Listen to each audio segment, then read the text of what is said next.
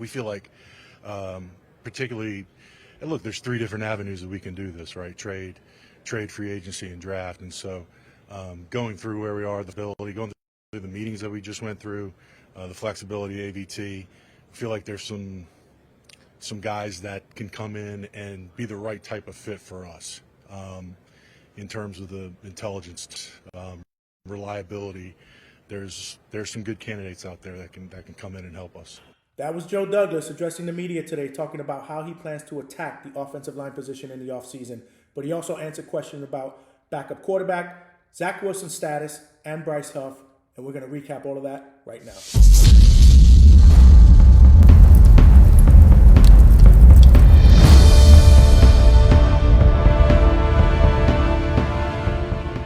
What's going on, everybody, and welcome back to the Hangout Spot, where you already know it's Real Talk Sports Talk. Live from my man cave, it's your boy Johnny. And let's talk Jets, because as you saw in the video clip, Joe Douglas was interviewed today by the media heading into the Combine in a few days. And he was asked questions about his offseason outlook, specifically pertaining to some positions of need and some pending free agents. And to me, personally, I thought it was a breath of fresh air. I thought it was reason for optimism, or finally a day of good, positive news pertaining to the future of the Jets, rather than reading articles about ex-players and ex-coaches just confirming what we already know about how incompetent our coaching staff is. Tired of hearing that stuff. Want to hear some more stuff about 2024, the outlook, what they're thinking about doing in the offseason. Because, again, next year is a make or break year. That's it. It's playoff or bust. Aaron Rodgers, 40 years old. He'll be 41 in December. We got to do whatever it takes. The clock is ticking to add enough reinforcements around this guy so that we can make a solid playoff run. And it starts with the guys up front. And if there's anything that I took out of his interview today, is that number one, I think he's taking it serious, which he has to. Number two, it's clear that they want to build and add pieces around AVT. And number three, I think, based on what he said, that they're going to be looking to address that position in free agency or trade even before the draft. And that, to me, is a really good thing. And the reason why I say that is because he went out of his way to say that they've had talks with the coaching staff. He's had unbelievable meetings with the staff and they all believe that the team has an opportunity to add some good quality offensive line help. And he said they have three avenues to do it, and three avenues that they're going to look to do it, which is trade, free agency, and draft. And if they can nail at least one or two solid free agents or somebody that they can trade for and bring in here with a solid free agent, then that would be ideal going into the draft, because we all know at number 10, they're probably going to be looking to take the best available tackle there. So if we do that, you can plug that guy into one of the tackle spots. And if we can get a veteran guy to play the other bookend, that would be ideal. We can't just wait for the draft to get offensive line help. We got to strike this offseason, and it starts right after the Combine. Once free agency starts, Joe Douglas has to be a major player. And if there's anything that I took out of it, I think that he's going to try his best to do that. He knows he has to get this right. He hasn't gotten this right yet since he's been here, and this is a make or break year. This is it. I think the only reason why he's back is because they gave them, and when I say them, him and Robert Saleh, a pass because of Aaron Rodgers' injury. Now that Aaron Rodgers is coming back healthy, they got to put up or shut up. And it's going to start at the line. Regarding AVT, he spoke about how well he's progressing. He's in a good place. He's going to be ready to play once the season starts, more than likely. And instead of shifting him around different spots on the line, he did mention that once they nail down a spot that he's going to play at, that's where he's going to play all season. I also thought that was a good thing, because I don't know about moving him around like that. I mean, I understand how versatile he is and how he can play every position, and he's more than adequate, at every position. But at the end of the day, he's a young guy. I don't think moving him around is helping him. I think it's hindering more than it's helping. And, think about how good this kid can be if you just put him in one spot and he's able to work on his craft and hone his skills in that one spot. I think it could potentially take his game to the next level. And he already has Pro Bowl potential. Plus, honestly, I don't know if this is true or not. Again, this is more of an assumption, but I don't know if moving him around has helped him, in the injury department as well. I mean, I'm sorry. I mean, this is 2 straight years that he's been injured, and we continue to plug and play this guy all over the field. Maybe there's something to that. Maybe there isn't. I don't know. But I think putting him in one spot is going to be ideal.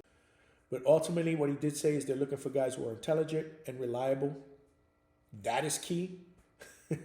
Go out there and get some guys that have a history of playing football games, not guys that have a history of being injured. I think Mike Oweno from the Patriots is going to be an excellent target to go after, but there's going to be a lot of teams that are going to be vying for his services. He's young, he's versatile, and he can play any position, including tackle. They should be on the phone with him as soon as free agency starts. But either way, just by what they're doing and even cutting Laken Tomlinson earlier this week and saving that cap space and moving on beyond that, because we all know that he was a bust. That tells me that they're trying to rebuild this thing the right way. They do got some good young pieces. I mean, Tippmann obviously looks like he's going to be a major player in this league, a starter at center. Max Mitchell has shown you some flashes when he's been in there.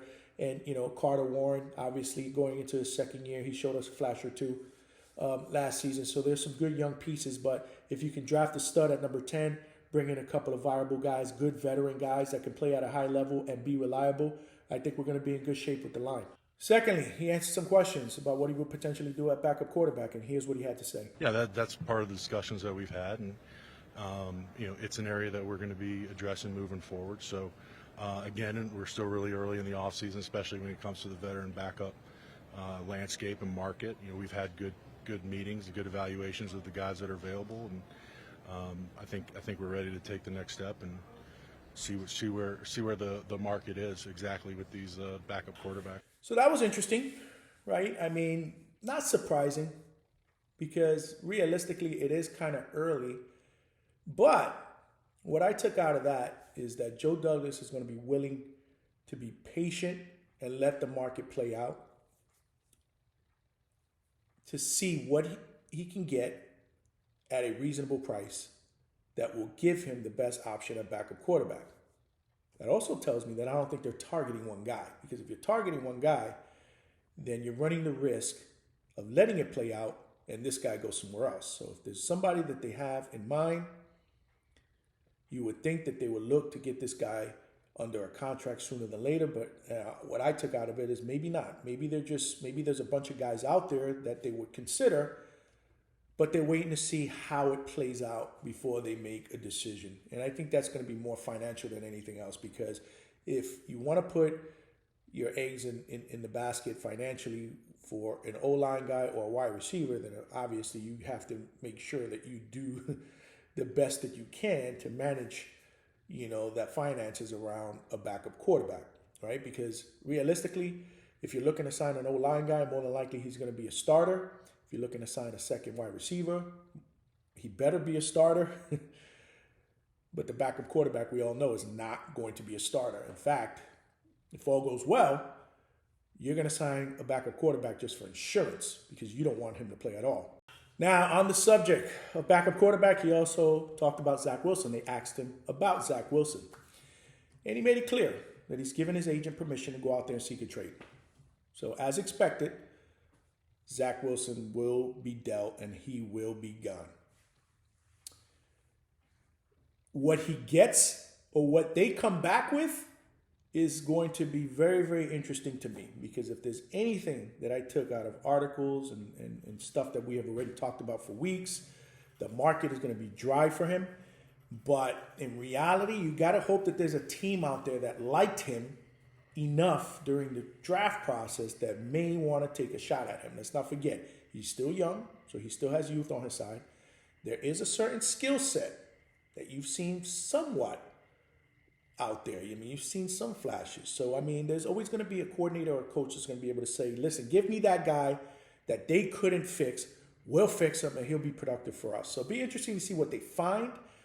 Now, when questioned about the Bryce Huff situation, here's what Joe Douglas had to say. Those conversations are going to, pick up as we get going here. This is a big week, just to have a lot of different discussions with a lot of different agents. So, obviously Bryce is an outstanding player, and he definitely deserves this opportunity to see where he is in the open market.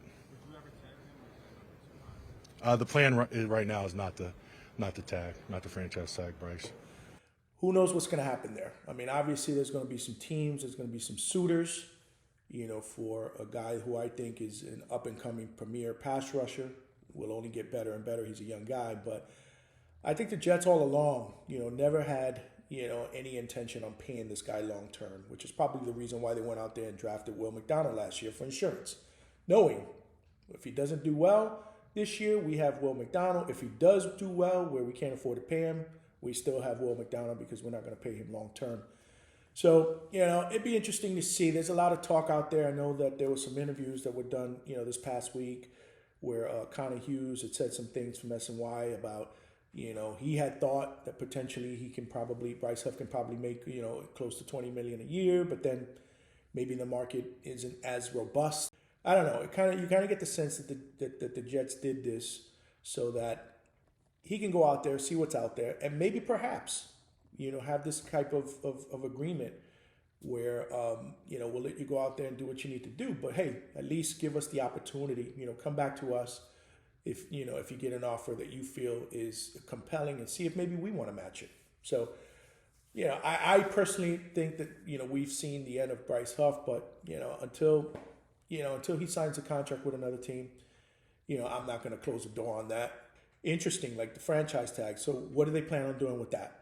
So, he didn't really talk about that in particular, but I thought about it. I looked at all their free agents. Like what would they, who would they consider, at the tag? And the only one to me that made sense, the only two that made sense to me would be Jordan Whitehead, who led the team in interceptions, or Quentin Jefferson on the line. We do know how they value linemen, right? They want to have an excess of linemen so that they can rotate in and out. Thought Quentin Jefferson, when he was out there, was pretty decent. I don't, that could be, they could want to, do the franchise tag with him. But then, Jordan Whitehead, right? A guy had already played a couple years in the system. He did have some interceptions, obviously. And it's not like if he leaves, it's not like the safety position will be the strongest. Again, let's not forget Ashton Davis is also a free agent. We all know how the Jets are in love with him.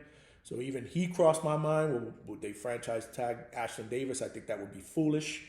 I don't think that he would garner as much as a Jordan Whitehead, in the free agent market. So you might be able to bring him back on the cheap. He was decent last year.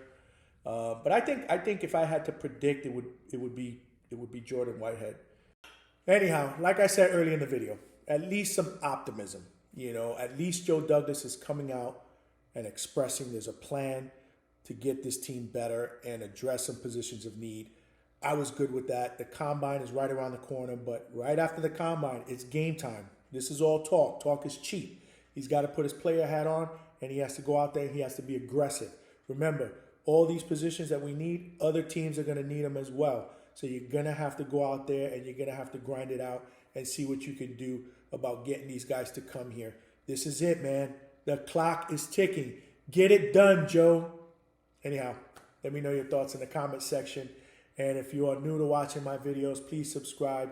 This is how we do it up in the Hangout spot. Make sure you're along for the ride. And as always, I appreciate your support. This is your boy Johnny signing out from the Hangout spot, and I'll talk to everybody soon.